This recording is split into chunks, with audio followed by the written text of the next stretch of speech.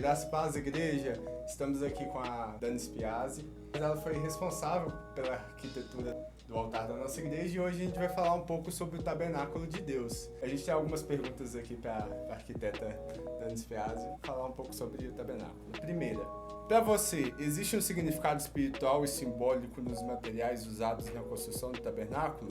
Como o ouro, a prata, o linho? Quando a gente olha para a Bíblia, a gente vê que tem sim uma simbologia espiritual para cada detalhe que está ali, né? Não foi colocado à toa, cada material não foi usado à toa, né? Então, quando nós olhamos, por exemplo, para o primeiro elemento do tabernáculo, que é a Arca da Aliança, né? A gente vê uma instrução de Deus de que ele devia ter ouro tanto por dentro quanto por fora. O ouro, ele tem um significado, uma simbologia que tem a ver com santificação, assim, a qual a Bíblia vai dizer que ninguém verá o Senhor.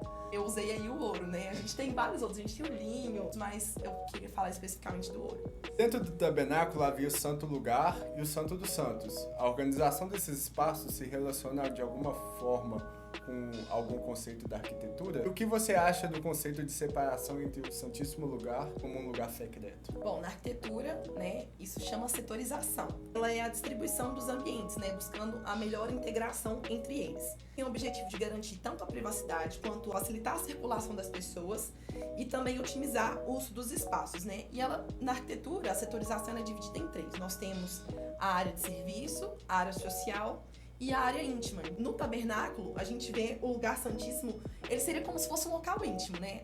A parte íntima, como se fosse o quarto, né? Aquela parte mais íntima, que geralmente você não leva aquela visita que você não conhece muito, mas é o lugar que você leva a sua família, aquele que você se relaciona mais intimamente. Olhando para o âmbito espiritual, quando Jesus morreu numa cruz, né, e o véu ele foi rasgado de alto a baixo, e a Bíblia vai dizer que está lá em Mateus 6,6 que quando você orar, vá para o seu quarto, feche a porta e ore a seu pai que está em secreto. E então, seu pai que te vê em secreto, ele te recompensará. Então, o nosso lugar santíssimo hoje é nada mais, nada menos do que o nosso quarto, né? Na setorização, o lugar íntimo. Naquela época, Deus escolheu Bezalel para ser o artífice-chefe para a construção do tabernáculo. Dani, como arquiteta, qual seria a sua reação se você fosse escolhida como responsável pela construção do tabernáculo? Uau! Eu ficaria muito feliz como arquiteta, né? Profissionalmente falando, era a construção da época. Então, pensa você ser responsável pela construção da época. Isso é grandioso e maravilhoso demais.